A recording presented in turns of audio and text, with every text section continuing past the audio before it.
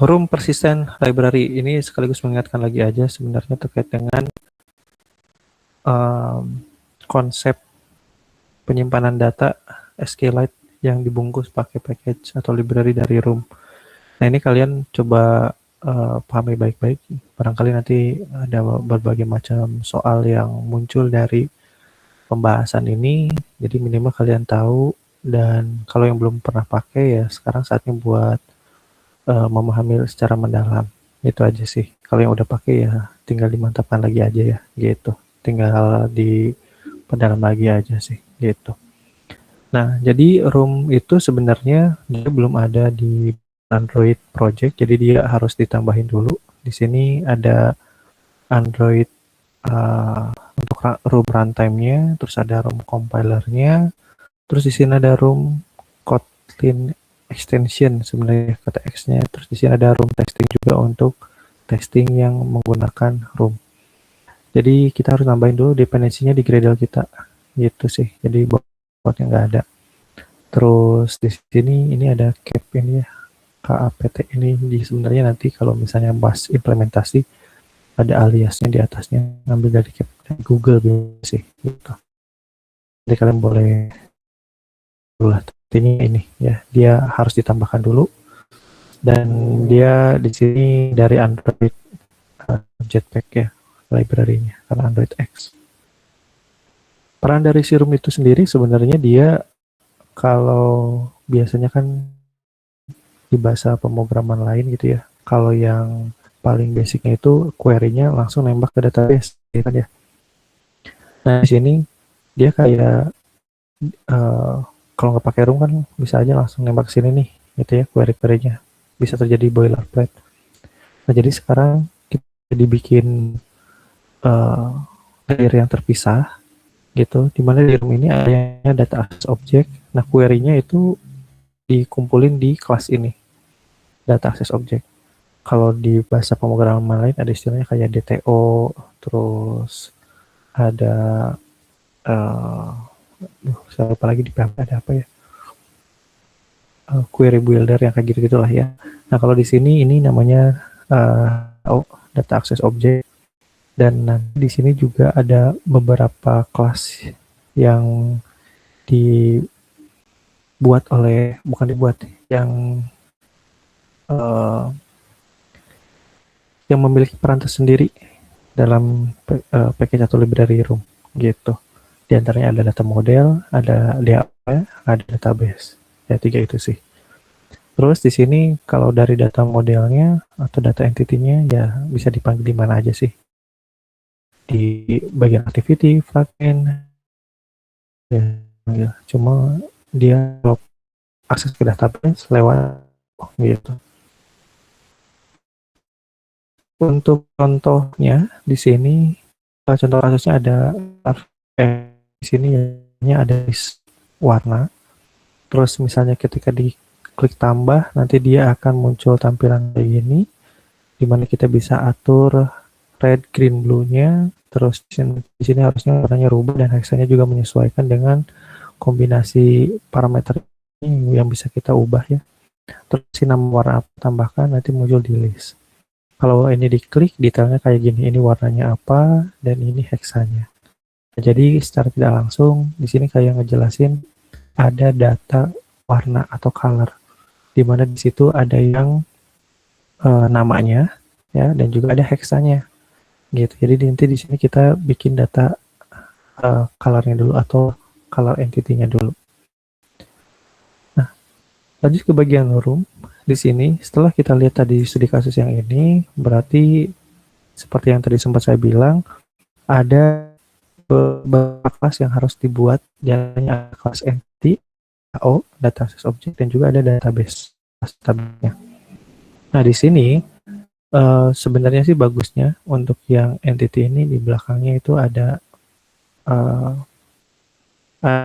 kelasnya ya. Kalau entity ya entity atau model, biar lebih jelas aja. Karena kalau polosan kayak gini tuh biasanya sering bentrok atau dengan kelas yang sudah ada di Android maupun kelas yang lain. Jadi ya disesuaikan aja, yang penting konsisten. Untuk kelas DAO di sini belakangnya ada DAO-nya. Dan database di sini ada database-nya. Jadi udah cukup jelas ya kalau dari naming kelasnya di sini udah tahu peruntukannya. Ini untuk ke query dan dia nanti akan nyambung ke database di sini. Sedangkan color ini ya nantinya entity ini akan masuk ke tabel. Nanti sebenarnya banyaknya dipakai di sini sih. Di sini juga mungkin bisa dipanggil. Kalau entity mah bisa dipakai di mana-mana ya. Tapi yang mengontrol untuk masuk atau keluar database ya dari si kelas DAO ini. Kalau di database ini isinya apa? Lebih ke create tabel, kayak gitu-gitu aja sih sebenarnya. Kalau tabelnya udah ada, jangan dibuat lagi. Ada versi database-nya, lebih ke sana sih. Jadi kalau data manipulation language-nya kebanyakan mainnya di sini ya, di kelas DAO-nya. Kita mulai dari entity-nya dulu. Di sini kelas color kayak gini ya, kurung global buka, kurung global tutup. Nah, kalau misalnya pengen jadi kelas entity, ini cukup di depannya tulis aja, tambahkan data gitu. Jadi ini tuh kelasnya kelas data atau kelas entity atau kelas model. Di sini tadi sempat dilihat ya, ada dua value yang akan disimpan yaitu hex-nya dan juga nama color-nya gitu. Jadi inilah ya, kurang lebih kayak gini bentuk sederhananya. Dan ini nanti akan terus diimprove seiring dengan slide ini seiring ini akan terus diimprove sesuai dengan perkembangan yang ada di slide ini gitu. Jadi versi awalnya kayak gini dulu gitu. Sederhana. Nah, terus di sini dikenalkan ada yang namanya annotation. Annotation itu kayak sebenarnya ini tuh penting, cuma caranya jadi dipermudah buat kayak konversi ke tabelnya langsung, kayak gitu ya. Kalau misalnya ada perbedaan antara parameter yang ada di tabel dengan yang ada di entity, nah sebelumnya bisa dihandle dengan si annotation ini. Nah, di sini untuk yang entity pakai annotation entity gitu ya. Untuk DAO pakai annotation DAO dan untuk database pakai annotation database. Jadi ini boleh kita tambahkan. Bahkan bisa dikatakan ya ikuti atau pakai annotation inilah gitu. Kalau yang pakai room jadi akan memudahkan kalian juga, terlepas database-nya nanti apakah mau di lokal atau enggak ya, ini akan kepake juga sama gitu. Terus di sini ada add entity, cara penulisannya gini ya. Ada add entity ya, di sini table name sama dengan color. Nah ini tuh maksudnya kayak ngasih tahu nanti si entity tersebut akan jadi sebuah tabel. Nah tabelnya apa? Ini nama tabel di database-nya gitu. Kalau kita lebih lanjut lagi di bagian class entity, sebenarnya annotation-nya juga nggak cuma add entity aja, tapi juga ada primary key dan juga ada column info. Nah untuk lebih jelasnya, jadi bentukannya kayak gini. Jadi si class color entity-nya sekarang itu di depannya nggak cuma ditambahin data, tapi juga udah ditambahin annotation. Ada entity, ada primary key, ada column. Kita mulai dari atasnya dulu di sini, entity. Jadi ini tuh kayak ngasih tahu bahwa dari data model atau data entity color ini tuh akan menjadi sebuah tabel di database. Nah, nama tabelnya apa? Di sini kasih tahu color gitu. Kalau mau kalian pakai format versi Indonesia ya biasanya ada tbl underscore apa gitu ya, itu juga silahkan, yang penting konsisten aja. Terus ngasih tahu mana yang jadi primary key-nya. Nah pakai annotation kayak gini, misalnya kan ID-nya belum ada tadi ya, tambahin ada ID tipenya integer, ininya pakai underscore ya, private ya, atau generate-nya true. Jadi ini tuh kayak nanti nggak buat inputin ID, karena nanti dia akan di generate otomatis, increment lah kalau di konsep database gitu ya. Kebetulan ini integer juga. Terus untuk name biasa, nah yang ada perubahan di sini di bagian yang hex-nya. Jadi dia ada kolom info. Kolom itu kayak parameternya lah kalau di tabel database. Nah jadi ini tuh peruntukannya buat apa sih? Jadi gini, dia kayak ngasih tahu kalau di codingan kita itu kita akan manggilnya itu color titik hex gitu ya, untuk dapatin si hex value-nya. Nah tapi di database nyimpennya itu bukan hex tapi nama yang lain kayak hex underscore color. Jadi ini tuh kayak bikin sebuah parsing data kalau misalnya di database itu kolom name-nya ini, sedangkan untuk di logic kita di bagian front end udah disederhanakan cuma hex aja gitu. Nah ini kenapa kok nggak disamain sih? Bagusnya sih memang sama, tapi balik lagi kita tuh nggak bisa membuat ya idealnya seperti itu harusnya sama. Tapi kadang-kadang kita menemukan hal-hal yang aneh seperti ini dan bahkan bisa dikatakan sangat sering nih muncul yang kayak gini. Terutama kalau misalnya yang sifatnya client server atau remote database lah, atau yang dari cloud. Jadi dari kita itu nyebutnya, oh ini kayaknya data hex gitu ya, hex color. Tapi ternyata dari JSON-nya, dari backend-nya yang dibuat oleh tim backend-nya gitulah ya, dia ngembalinya tuh bukan hex si key-nya, tapi hex color. Jadi di database-nya juga sama, artinya jadi hex color. Nah berarti kan kita kayak harus mengubah gitu ya di sini ke sini, meskipun kayak nggak konsisten. Di sini hex untuk ID enggak, underscore name juga kenapa nggak pakai name underscore color. Jadi ya cara untuk mengatasi dari sisi kita sebagai front end atau versi mobilenya ya kita lakukan seperti ini gitu. Dari kita ya udah yang ini aja lebih bagus gitu ya, kalau ininya ada yang tidak sesuai ya udah cukup dibikin kayak gini aja gitu, karena di parsing tujuan ganti segala macamnya juga mampu gitu. Bahkan ada beberapa yang mungkin lebih unik lagi, misalnya di sini tuh di database tabel name-nya tuh datanya A, tapi itu sebenarnya itunya jadi B gitu. Kita kan nggak bisa request ke, bukan nggak bisa lah, pasti utuh lah istilahnya ya. Ke backend misalnya request ini dibenerin dong tabelnya, oh ini udah rumit nih, soalnya datanya udah banyak segala macam, nggak semodel itu dan bla bla bla kayak gitulah. Ya satu cara penyesuaian dari versi front end-nya ya kayak gini gitu. Misalnya di sini data A jadi data B itu bisa, atau dialiaskan itu juga bisa.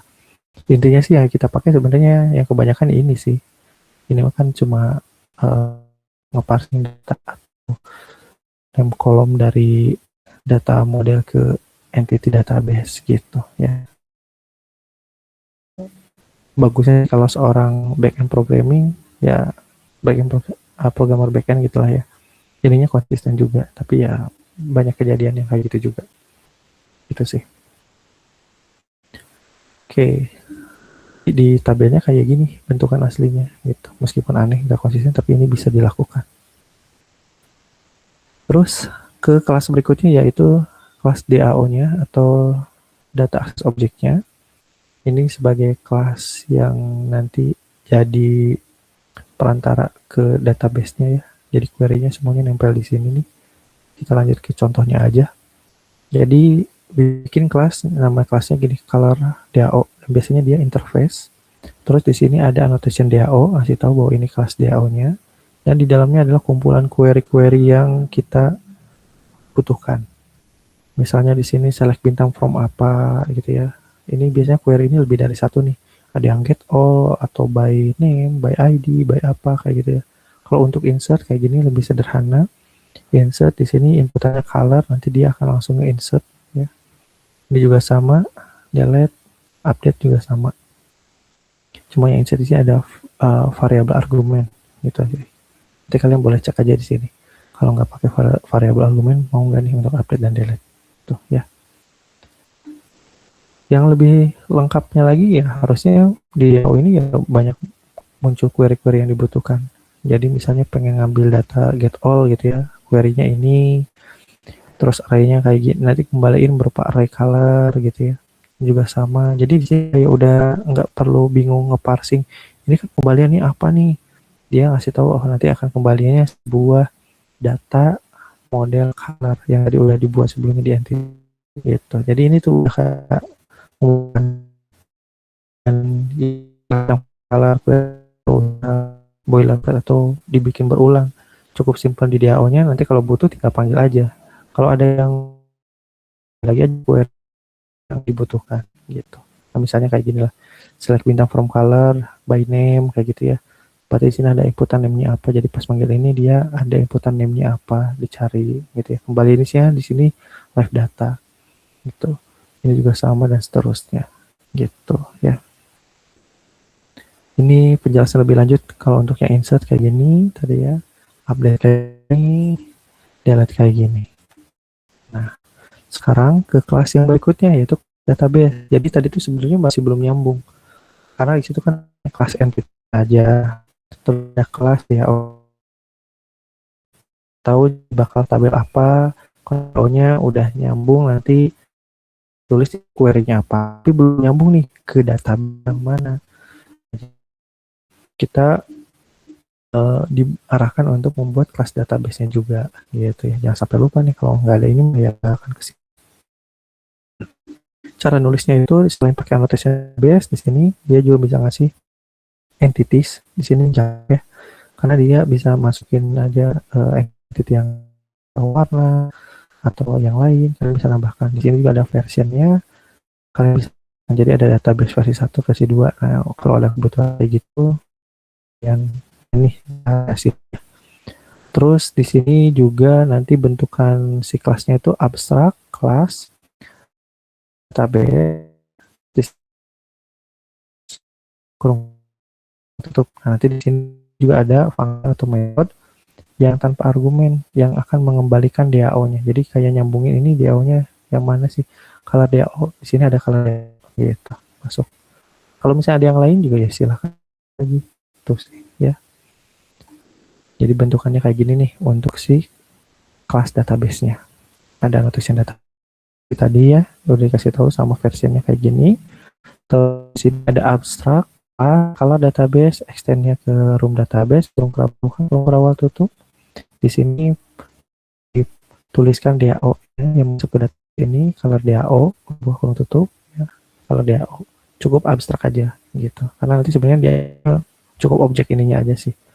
Nah, untuk companion objek ini sebenarnya kalian bisa coba searching ya, ada volatile data sama non volatile. Cek aja intinya mas sebenarnya data yang bisa dihapus atau enggak situ sih, bisa berubah atau enggak. Terus sorry disimpan permanen atau enggak biasanya gitu. Karena berkaitan dengan penyimpanan ada artis atau enggak biasanya kayak gitu sih. Biasanya pembandingnya antara RAM dengan habis biasanya SSD kayak gitu ya, atau sama SD. Kalian bisa cek lagi lah penyimpanan kayak gitu. Nah, maksud di sini component object ini ya sebenarnya dia kayak ngasih tahu di sini tuh nanti kan kita butuh kayak nyambungin nih kalau si DAO ini nanti ke database yang mana kayak gitulah, dia akan ngecek sebenarnya database-nya udah ada belum. Kalau misalnya udah ada ya tinggal ambil aja instan database, kalau belum ada nanti dibuatkan. Kurang itulah di sini pengecekan logiknya ya. Kalian bisa lihat seperti ini, dan ini adalah nama database-nya. Jadi di sini kalian juga harus pastikan nama database-nya baik ya, dan juga punya format yang konsisten gitu. Terus gimana cara pakai DAO-nya? Jadi sederhananya gini, kalau misalnya kita mau melakukan penambahan data gitu ya, DAO ada database dan data model juga gitu. Jadi kita tuh awalnya gini dulu, ambil DAO-nya dulu. Dari mana? Kan udah ada daftarkan color DAO. Ini ada DAO. Nah, jadi Nah, color database ya dari database apa yang kita inginkan gitu ya. Get instant ini konteksnya DAO. Dapatlah si color DAO-nya. Nah, baru di sini misal kalau kita udah dapat ini ya mau insert, update, delete atau get all gitu kita bisa panggil langsung aja. Jadi misalnya di sini ada warna baru ini dari entity ya. Karena udah dibuat ya. Colornya apa gitu ya. Pengen di insert nih si warna yang baru ini, ya tinggal color DAO insert ini masuk ke sini gitu. Jadi udah tuh simple. Jadi koneksinya cukup kayak gini aja gitu, tuh ke sini langsung masuk. Oke, lanjut lagi ke sini dulu. Sedikit pengenalan mengenai asynchronous programming. Jadi asynchronous programming itu hanya diperlukan untuk proses di database. Nah, sebenarnya apa sih asynchronous programming itu? Jadi kita juga perlu tahu ada beberapa task atau jenis task yang ada di pemrograman, ada task yang simple dan ada yang tasknya yang istilahnya di sini long running task. Di mana di sini task yang diprosesnya itu lumayan lama dan memiliki kompleksitas yang tinggi lah. Jadi simple kayak aku. Contohnya apa? Kayak download data, terus sinkronisasi ke server, terus nge-write sebuah file atau bikin file baru. Itu juga masuk ke long run. Heavy computation juga sama, ada proses yang rumit gitu ya, pencarian, bubble sort atau apa segala macam misalnya ya, atau sekarang kami main ke AI gitu ya. Nah, ini juga sama masuk ke sini dan juga main ke database, baik itu baca maupun database itu juga masuknya ke long running task. Kalau untuk lokal gimana? Kan simple. Sebenarnya masuk juga ke long running task. Meskipun dia di lokal, meskipun dia kemungkinan keinterupsi prosesnya juga lebih kecil dibanding yang lain, tapi ya tetap aja dia masuknya ke long running task atau asynchronous task. Jadi kenapa disebut sebagai? Karena banyak faktor yang bisa menentukan tersebut berhasil atau tidak. Contoh misalnya pengen ke server aja ya, ke remote data lah, lewat API misalnya. Nah, ketika kita pengen data, kita perlu banyak di luar dari logic coding yang kita tuliskan di internet. Terus performance dari servernya down atau enggak gitu ya. Terus kalau lebih kompleks lagi ada yang namanya race condition, misalnya antrian, seterusnya lah. Banyak banget. Belum lagi kalau misalnya query yang kita kirimkan itu invalid. Nah, jadi jangan sampai kalau kita katakan pengen nyimpen data lah atau insert data ke database yang ada di remote, jangan sampai prosesnya belum berhasil disimpan di database tapi pop up berhasilnya udah muncul. Nah, itu kan biasanya kalau di logic kita tulisannya kan ini format, padahal belum tentu format itu tuh sukses atau berhasil atau nggak, bisa jadi gagal. Jangan sampai dimunculin ke usernya berhasil padahal datanya gagal. Jadi dulu kembalian atau result berhasil atau tidak gitu. Jadi asynchronous itu kayak gitulah, dan dia dengan masing-masing dibikin sekuensial bisa, tapi ya prosesnya kayak gitu, banyak faktor. Ketika tiba internet terputus, nggak stabil, TO, servernya down terus, atau misalnya banyak faktor lah gitu ya.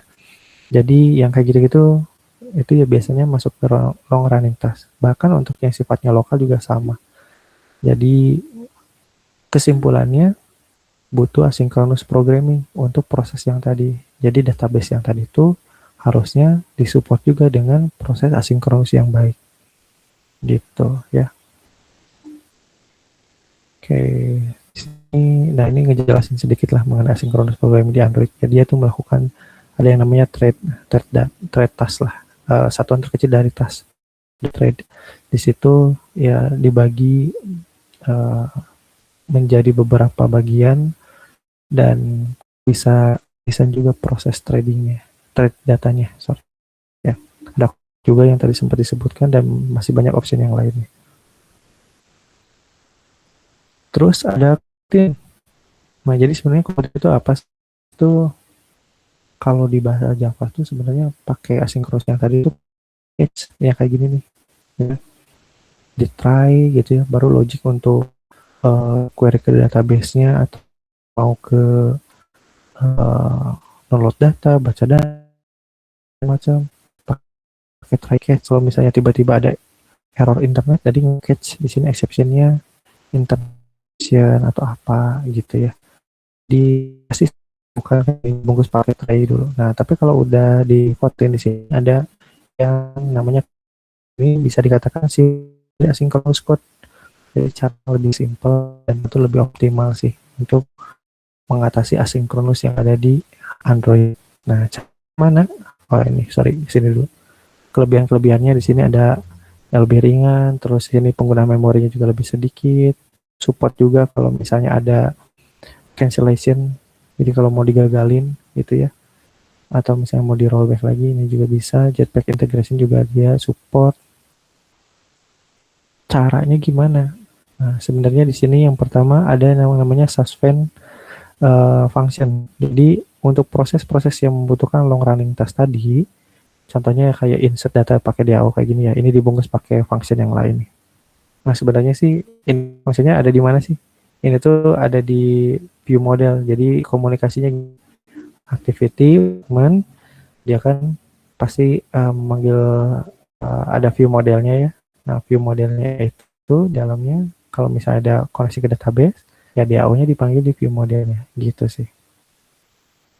Jadi konsepnya activity fragment berkomunikasi dengan view model, di mana di view model situ berkomunikasi dengan DAO, dan DAO di situ database. Untuk detailnya bisa dipanggil dimanapun yang kalian butuhkan. Di DAO ada, di model juga bisa, di activity atau fragment itu juga bisa gitu ya. Cuma di sini jadi udah lebih jelas ya peruntukannya. Nah, jadi tambahin suspend kayak gini. Fungsi dia tuh bisa cara terus dulu dan juga nanti nyimpen di lokal variabel untuk coroutine yang sedang berjalan. Jadi nanti otomatis lagi kalau memang sudah beres proses coroutine-nya. Contoh visualisasinya kayak gini lah. Dia misalnya mau nge-fetch doc, nah nge-fetch dokumen kayak gitu ya. Terus dia di sini, nah dia nge-suspend dulu nih. Terus dia nge-get. Oke, pas di get berarti ngambil gitu ya. Dieksekusi, nah butuh misalnya proses segini gitu ya. Dia nunggu dulu gitu ya. Terus di sini dispatcher IO, oke, berarti di sini dia nunggu dulu. Nah, setelah dapat di sini dilanjutkan lagi ke proses berikutnya, dibalikin ke Fastdoc. Nah, baru di sini disimpan di docs-nya terus ditampilkan gitu. Jadi kalau di bahasa pemrograman lain di Flutter juga agak lebih ribet ya, pakai await kayaknya ini cukup kayak gini aja nih, suspend gitu. Gitu sih. Jadi lebih simpel untuk tas yang kayak gitu. Terus di sini juga di awalnya bisa tambah sini suspend ini juga bisa nih langsung di sini. Jadi otomatis yang kayak gininya udah pakai Kronos programming ya. Terus di sini ada tadi dispatcher. Ini sebenarnya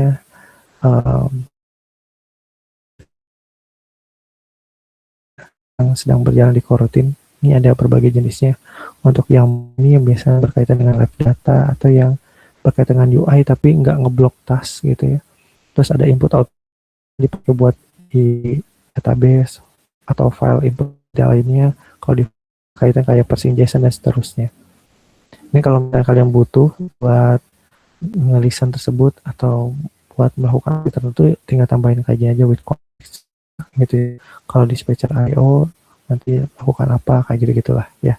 Defaultnya dia pakai yang main gitu. Nah, terus ini juga ada yang namanya coroutine scope.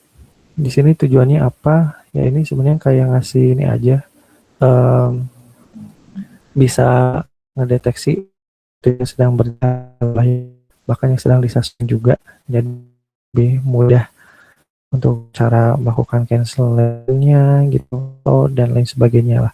Ada beberapa istilah di sini kayak global scope. Kalau di view mode ada view model scope, juga ada life cycle scope. Karena kita pendekatannya arsitek VM itu pakainya view model ya, jadi cukup pakai yang ini aja sih, view model scope. Gitu. Oke, di sini saya lanjutkan aja ya di sini. Jadi kalau misalnya bentukannya kayak gini. Jadi di view model, pas view modelnya tinggal tambah. Nah, gitu. Tuh kan pengen nge-track si coroutine yang sedang berjalan gitu. Atau lebih tepatnya ya kayak gini lah secara ininya ya, secara eh, penerapan kelas bimbelnya yang di kasus tadi. Di sini ada kelas bimbelnya, dia ada inputan DHO, eh, konteksnya ambil dari view model. Nah di sini ada untuk nyimpen, dan nanti dimana kalau DAO-nya juga udah di dalam DAO-nya ya, tinggal bungkus lagi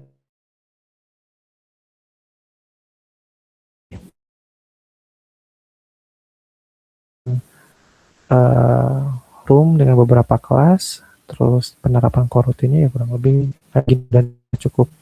Kalau misalnya mau yang lebih advance lagi ya silahkan, banyak ya kayak gini udah amal lah ngehandle asynchronousnya. Sekarang lanjut ke bagian database-nya atau testing database. Kalian bentuk nemuin yang kayak gini, kalian paham lah secara ininya ya. Saya mau kasih contoh projectnya, nanti saya akan berikan deh. Mudah-mudahan biar jadi minggu depan bisa kalian coba lihat penerapannya. Jadi intinya codingan untuk melakukan testing atau di unit test atau instrumented test. Jadi secara defaultnya kalian harus tambahin juga kayak gini karena belum ada ya. Tapi kayaknya di unit udah ada sih. Tapi nanti tinggal dicek aja lah. Pokoknya library atau package yang kayak gini digunakan untuk testing. Ada di sini test extension untuk JUnit, di sini untuk Espresso juga, terus ada JUnit dan seterusnya lah, bisa kalian lihat ya. Tapi intinya kalau ada annotation kayak run with, before, after, bahkan test, nah ini tuh sebenarnya lagi ngomongin codingan testing di folder test gitu. Jadi ini bukan di folder main utama, ya ada di folder testnya gitu. Saya lupa lagi udah ada yang menerapkan belum ya, tapi kayaknya masih jarang. Tapi kalau yang udah memperdalam Android kayaknya ini wajib sih buat memastikan fungsionalnya berfungsi dengan baik sebelum dan setelah ada perubahan. Ada run with, dia ngasih tahu di sini pakai unit apa, versi berapa ya.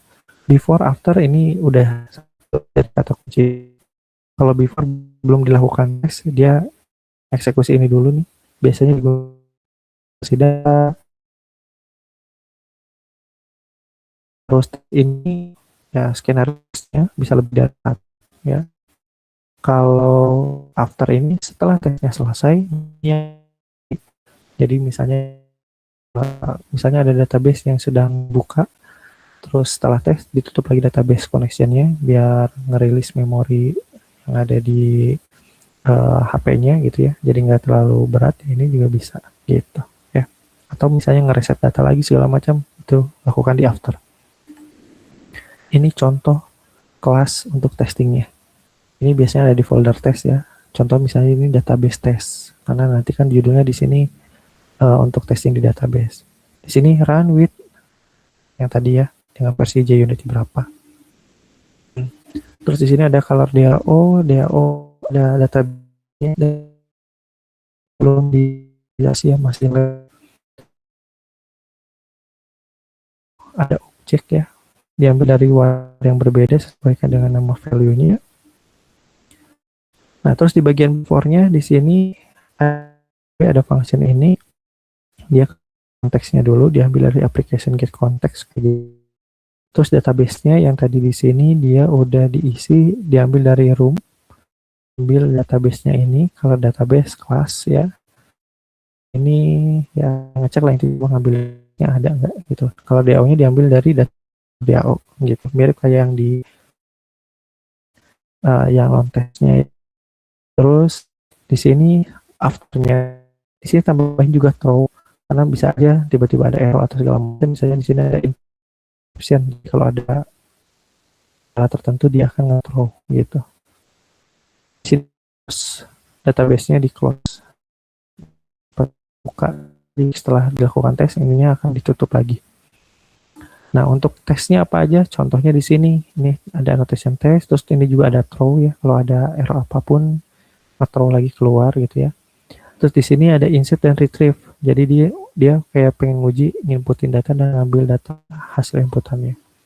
Skenario-nya gini. Kalau di awalnya di insert warna yang tadi ya. Terus di sini ada array colors. Jadi dari berarti nanti dia akan manggil dari yang udah disimpan di database. Cek di assert di sini ya. Color size-nya atau jumlah atau array size-nya itu ada berapa di sini 3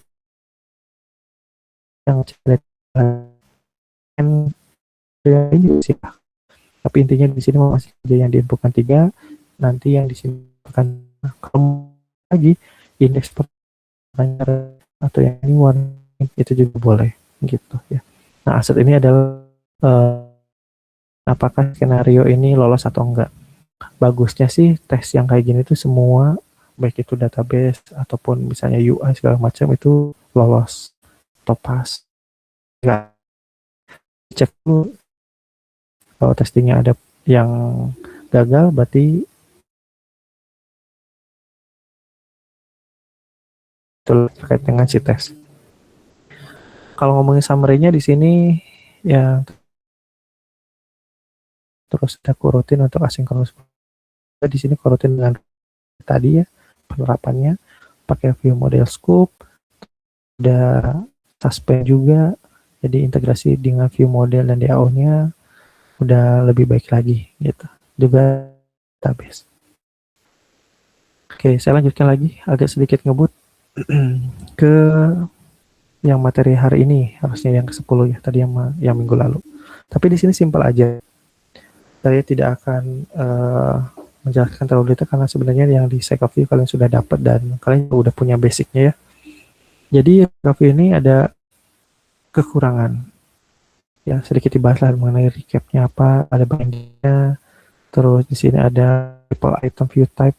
Nah, ini sih yang paling penting nih. Nanti akan beri penekanan di sini lah ya. Oke, lanjut aja ke sini. Recycle view itu kan sebenarnya dia berupa view ya atau tampilan yang dia di reuse.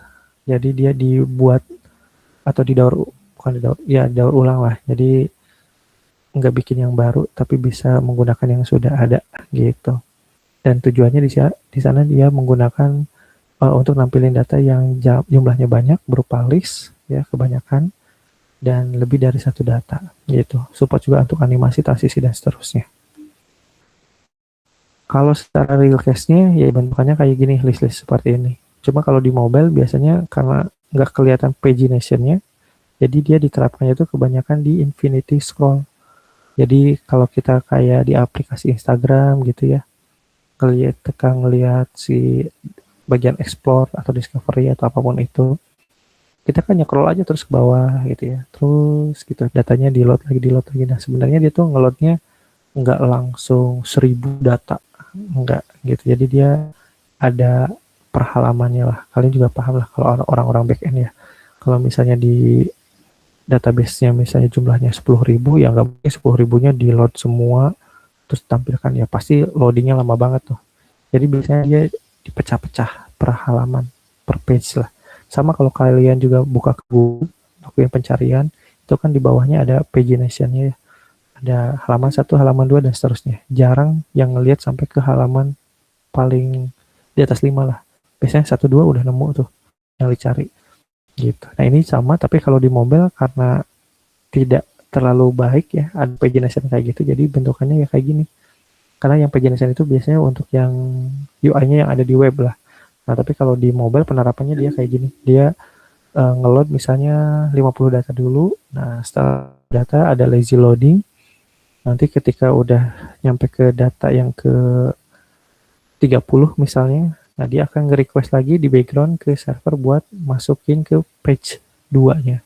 Jadi dia kayak nggak kelihatan load aja gitu. Kalau kalian penasaran menguji sejauh apa sih yang udah di load yang kita bisa lihat gitu ya, ya kalian coba aja masuk ke Instagram terus kalian langsung scroll yang cepat ke bawah gitu.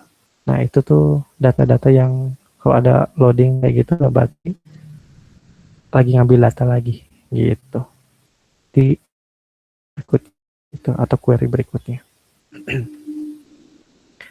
Contohnya kayak gini, misalnya ngeload 100 gitu ya. Ya bisa jadi nggak 100-nya langsung nampil. Yang di sini di loadnya berapa dulu gitu. Ya, ada mekanisme kayak gitu. Nah, biasanya kan kalau mau mau bikin kayak gini kan bikin kelas adapternya. Nah, kelas adapternya kan kayak gini ya. List adapter titik dua ke recycle view adapter. Nah, ini sebenarnya yang nanti akan dioptimalkan. Terus di sini ada kelas view holdernya gitu. Ini kebetulan ini view holder gitu ya. View holdernya dia nyambungin ke di OpenJ-nya gitu. Terus kalau di kelas aktif kayak gini, berarti tinggal recycle view adapter, masukin adapternya yang mana, value-nya ya 0 sampai 100.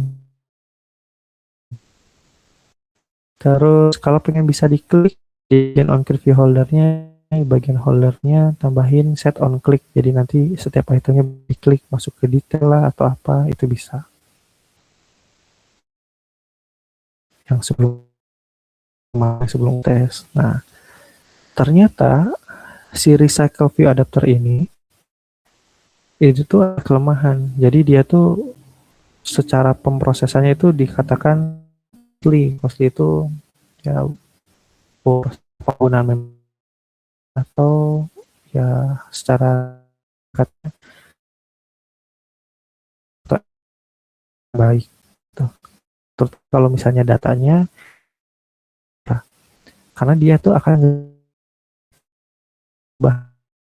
ada updatean tersebut, dia tuh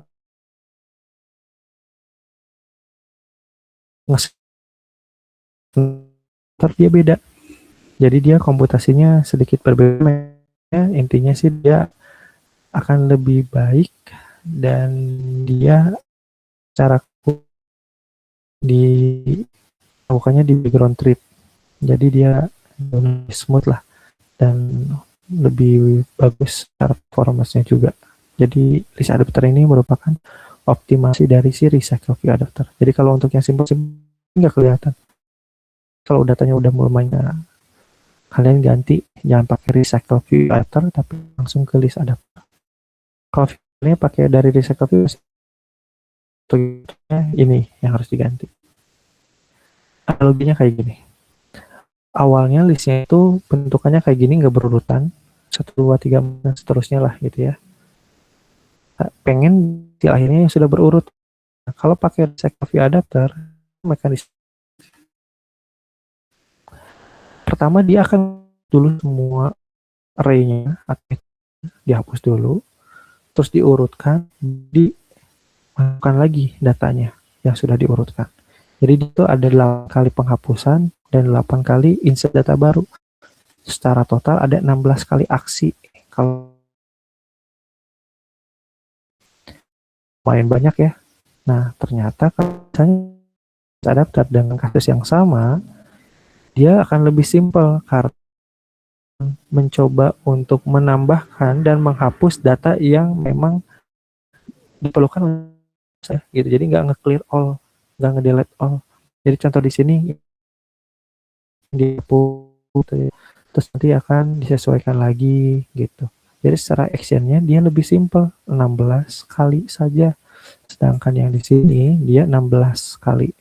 Jadi udah makanya gitu. Dan ini kalau untuk yang simpel kayak gini, kalau misalnya lebih kompleks lagi, di mana di situ ada datanya, ada gambar, informasi yang panjang, apalagi ada video segala macam, pasti udah kerasa tuh. Jadi ya di sini adapter ini yang lebih lagi yang komputasi yang besar dan juga kompleks gitu. Kembali data mau ya, lanjut lagi sini. Perubahannya cukup kayak gini. Di bagian listernya yang bukan ke recycle view adapter, tapi ke list adapter langsung. Terus masuk ke view holdernya. View holdernya masih dari recycle view holder, ini cuma ininya ini yang harus diubah. Ini ada nya bisa membandingkan misalnya item yang lama, enggak kontennya, itemnya sama enggak, bisa panggil kayak gini aja nih gitu, dan fungsinya udah ada gitu ya. Bisa kalian tambahkan lah kalau memang butuh. Terus tambahin juga, jadi di bagian view holdernya, kalau ini masih view holder ya, recycle view holdernya masih pakai bagian view holdernya pakai recycle view holder gitu. Yang adapternya aja yang diubah. Jadi di sini nggak ada find view by ID, langsung di sini pakai binding lewat item view binding kayak gini. Terus kalau penggunaannya sih sama ya di sini. Cuma di sini jadi nggak ada find view by ID, langsung ke binding aja, baik itu di on create view holder on. Lanjut lagi.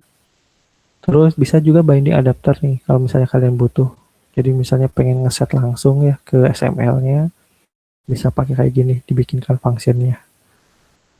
Kalau dari app base to number misalnya kayak gini ya, ini text view set base to number apa gitu. Ini juga sama, tinggal set text gitu aja sih. Ini bisa di custom sih, namanya sesuai dengan yang kalian ingin. Nah misalnya ada kayak gini nih, ini number, ada teks, terus di sini kan 1, 2, 3, 4, 5 sampai 8 dan seterusnya. Tapi di sebelah kanannya lagi mau ada lagi value baru di per itemnya, yaitu ada base to number. Nah bikin kayak gini nih. Ini tuh diambilnya dari mana, binary-nya dari si angka ini. 5 itu 101 gitu. Ya, kayak gini aja, annotation adapter, base to number harus sama.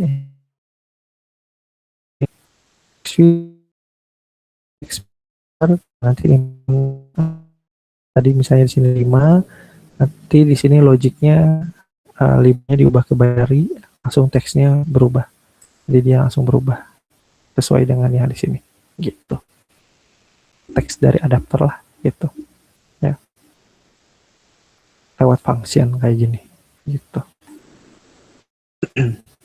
Tapi di sini tambahin di bawahnya ya, ada execute pending binding gitu, biar lebih bagus lagi. Nah jadi bentukannya kayak gini, kalian bisa cek lah ya ini benar nggak. Kalau 0 itu 0, 1 itu 1, 2 itu 0, itu 1, 1 dan seterusnya, angka binernya lah. Menarik, multiple item type yang sini. Jadi aja nih, saya dulu deh. Saya bikin analoginya dulu. Gimana kalau misalnya ada kebutuhan di daftar, tapi ada lebih dari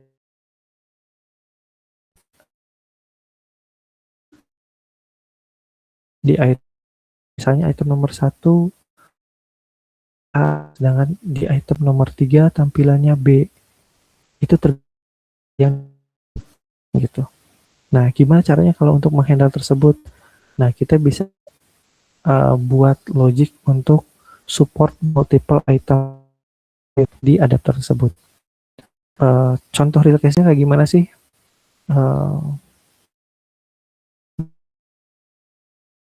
Ya, coba kasih contoh kasus yang terdekat. Di situ kan kalian ketika nge-scroll di bagian explore gitu ya, ada gambar aja ya gitu ya, yang juga ngepost video plus gambar juga. Nah, this kalian melihat tampilan per itemnya itu harus ngecek dulu, misalnya kalau itu ada video berarti dia harus langsung muncul video, play video gitu. Kalau gambar ya udah gambar aja, atau misalnya gambarnya lebih dari satu, dia kayak ada carouselnya lah atau slidingnya gitu. Kalau multi video sama, jadi misalnya ada data produk, yang sama, adapter yang sama, tapi produknya itu punya yang berbeda. Misalnya di situ ada flag-nya kayak ngasih, sedangkan ada juga yang kategorinya food makanan. Nah, kalau untuk yang fashion, misalnya di situ langsung karena ada video promosinya lah atau apa. Kalau yang untuk makanan nggak ada, cukup gambar aja. Tampilannya rubahnya beda banget gitu. Ada gambar yang samping-samping tung, kalau yang fashion gitu. Kan ada sedikit perbedaan tuh dari data dari sumber yang sama, tapi bisa ada dua jenis data yang kita identikan, ada yang fashion makanan gitu. Nah, gimana cara atasi? Jadi di sini cara tidak lah di sini ya. Color. Ini tuh berupa warna, color warna, atau di sini berupa teks atau hexnya saja.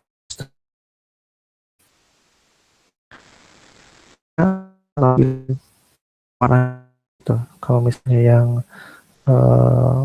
teks, tampilin teksnya aja, misalnya gitu.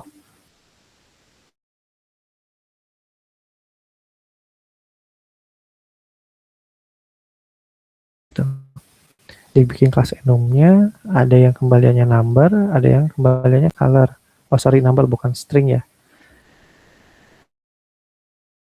Kan view nanti tinggal jadi di sini nanti kita ngecek aja dia tipenya apa, baru di code. Di sini untuk posisi item ini dia tipenya apa, integer kah? Kalau integer berarti dia akan ngembaliin enum ini number. Kalau misalnya enggak, kembaliin enum color. Jadi function get item tipenya apa gitu ya. Terus di bagian view holder di sini juga sama. Ini di view holder jadi bikin dua, define new view holder. Kan sebelumnya ada integer view holder, itu untuk yang tipenya integer gitu ya. Tapi kalau untuk yang tipenya color, kita bikin view holdernya juga dua. Ada kita bikin view holder yang terpisah. Jadi ada color view holder, ada integer view holder. Nah, color di sini sebenarnya hampir sama, hampir mirip ya. Sambung ke UI per item untuk si colornya kayak gimana. Kalau bagian on create holdernya di sini pakai switch case lagi gitu. Ini kan udah ada get view type-nya nih, jadi tinggal kayak gini aja nih.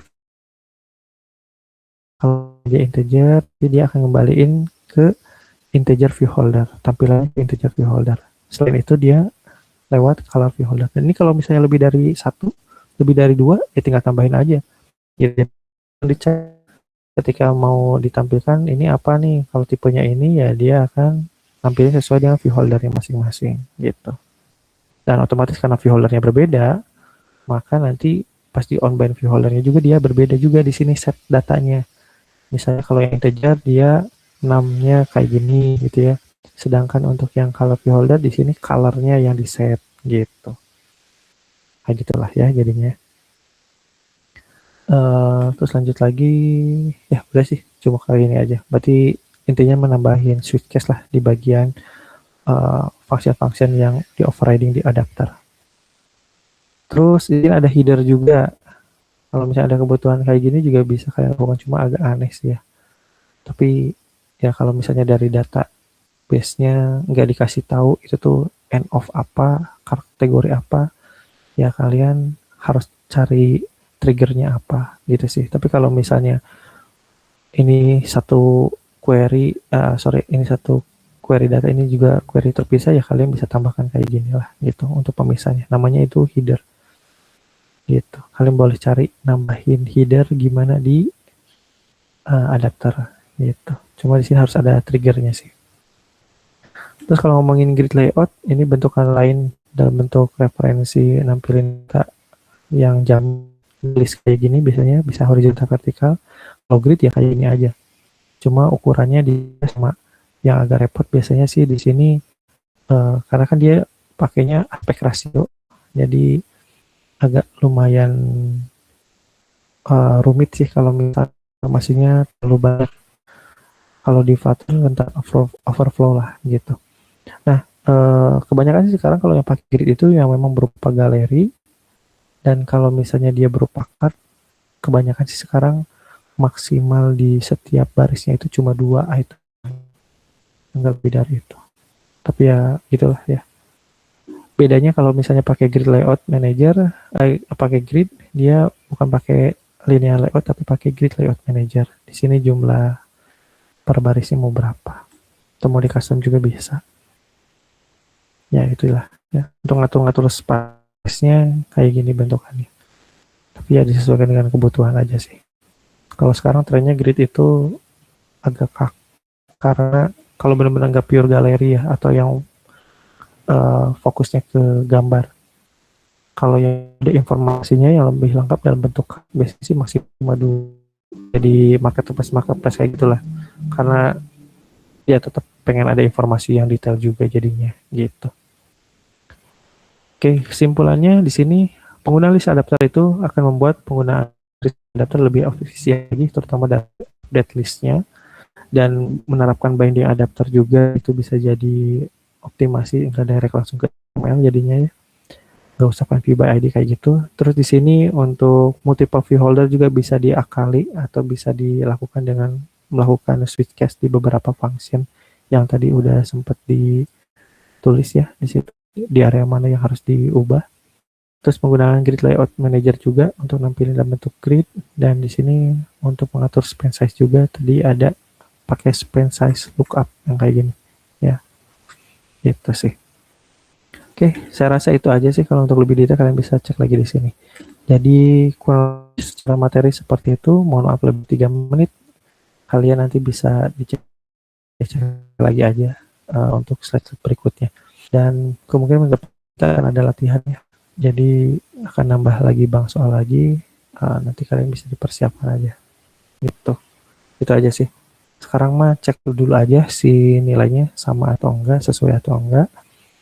Cek di Wayground-nya masing-masing juga. Tapi kalau misalnya udah sesuai ya udah bagus. Nanti akan saya informasikan lusa paling lambat beserta list-list mahasiswa yang terindikasi melakukan tanda petik kecurangan by system di Wayground-nya.